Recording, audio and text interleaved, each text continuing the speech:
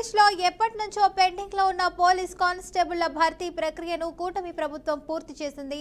మొత్తం 6,100 పోస్టులకు గాను 6,014 మందిని ఎంపిక చేసింది. ఈ నేపథ్యంలో కొత్తగా ఎంపికైన కానిస్టేబుళ్లతో సీఎం చంద్రబాబు నాయుడు ఈరోజు సమావేశం కానున్నారు. మంగళగిరిలోని ఏపీఎస్పీ 6వ బెటాలియన్ ప్రాంగణంలో సాయంత్రం 5 గంటలకు ఈ కార్యక్రమం జరగనుంది.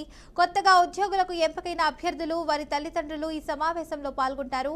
పోలీస్ శాఖలో అడుగు పెట్టబోతున్న వారికి స్వాగతం పలికి అభినందనలు తెలిపేందుకు ముఖ్యమంత్రి స్వయంగా హాజరవుతున్నారు.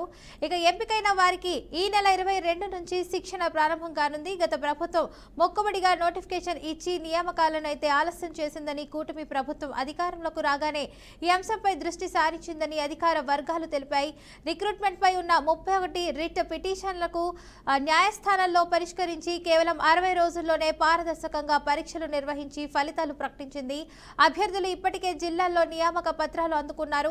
ఈ నోటిఫికేషన్ ద్వారా 6,014 మంది అయితే సెలెక్ట్ అవ్వగా వీరిలో 5,757 మంది ట్రైనింగ్ కు ఎంపిక అయ్యారు. వీరిలో సివిల్ కానిస్టేబుల్ గా 3,343 మంది, ఏపీఎస్పీ కానిస్టేబుల్ గా 2,414 మంది ఎంపికయ్యారు. వీరిలో 993 మంది మహిళా కానిస్టేబుల్ ఉన్నారు. ఇటీవలే మెగా డిఎస్సి ద్వారా కూడా 15,941 ఉపాధ్యాయ పోస్టులను అయితే భర్తీ చేసిన ప్రభుత్వం ఇప్పుడు పోలీసు శాఖలోనూ నియామకాలు పూర్తి చేశారు. రైట్, ఇక ఇదే అంశానికి సంబంధించిన పూర్తి సమాచారాన్ని మా ప్రతినిధి శివరాజేష్ అయితే అందిస్తారు. చెప్పండి శివరాజేష్, అప్డేట్స్ ఏంటి?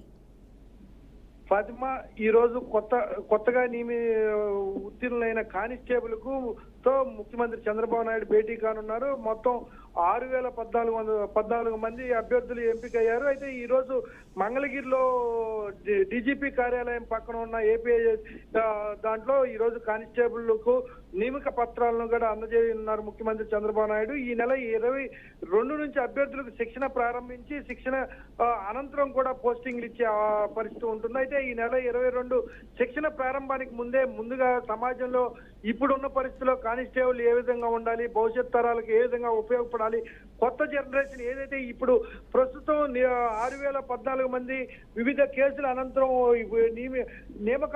నియామక పత్రాన్ని అందుకుంటున్న తరుణంలో భవిష్యత్తులో వీళ్ళు విధులు నిర్వహించే క్రమంలో ఎక్కడా కూడా ఇబ్బందులతో ఎదురైన సమస్య వచ్చినప్పుడు ఎలా పరిష్కరించాలనే అంశాల మీద కూడా కొంత సూచనలు కూడా చేయబోతున్నారు ముఖ్యమంత్రి చంద్రబాబు నాయుడు.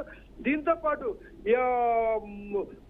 ఈ ప్రభుత్వంలో ఎక్కడా కూడా పారదర్శకంగా, ఎక్కడ అవినీతికి తావు లేకుండా పారదర్శకంగా ఉత్తీర్ణ అయిన వాళ్ళు మాత్రమే ఎంపిక చేసి, ఎంపిక అయిన వాళ్ళకు మాత్రమే నియామక పత్రాలు ఇస్తున్నారు. Right, thank you శివరాజేష్.